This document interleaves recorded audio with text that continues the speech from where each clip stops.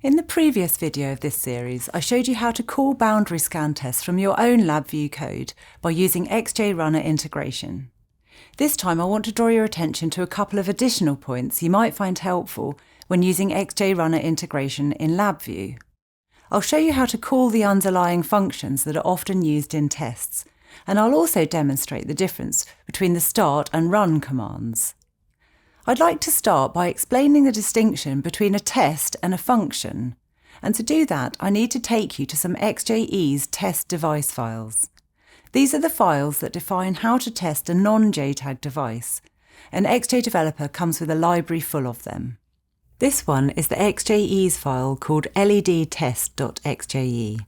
Its test function checks an LED by flashing it and asking the operator to confirm the LED is turning on and off. Running the test function executes the complete test and returns a pass-fail result. However, within this code, there are some underlying functions that it uses. For example, this one is called setLED, which simply switches the LED on or off depending on what value is passed in. You can call functions like these directly from test device files, such as the one I just showed you, or from circuit code files like this one, which is specific to the circuit design and turns all the board's LEDs on or off simultaneously. A useful thing to know about XJRunner integration is that, as well as being able to call tests, you can also use it to call those lower-level functions, provided they're globally accessible. Now let's go to LabVIEW and see how to call those underlying functions from there. Load the example project called XJRunner integration like we did in the previous video, but this time open XJTAG LED user interaction. You can immediately see that rather than using run test, it's now using the run function method. You need to pass in a string for the name of the function to call and arrays for any input and output arguments. In this example, we're telling it to run the global function LEDsOn, which was in that circuit code file I showed you. So that's how to call underlying functions rather than the top-level test. As an example of when you might want to do this, think about the situation when you need to use external equipment to check an LED's colour and intensity. You couldn't use the LED test we just saw, because that returns a pass or fail based on whether the LED is flashing, rather than on a result from external equipment. However, you could use the underlying function we looked at to switch the LED on while you make your measurements, and then call the LED's off function to switch it back off.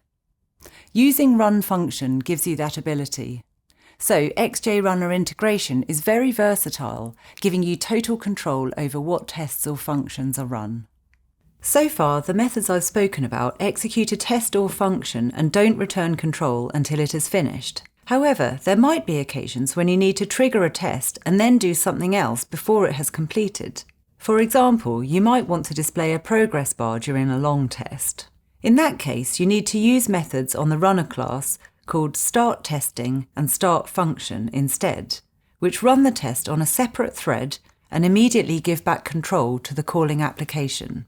Of course, you'll need to know when it has finished executing, so you have to use it in conjunction with the waitForCompletion method.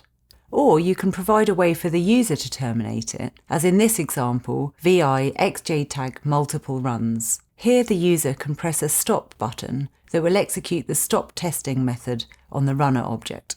A word of warning though, only use the start commands instead of run when you have a valid reason, because they do lead to more opportunities for mistakes.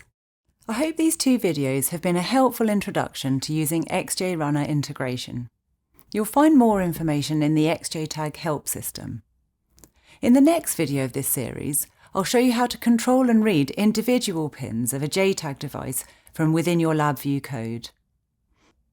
Thank you for watching this video. If you found it helpful, please subscribe for more and leave a like or a comment below.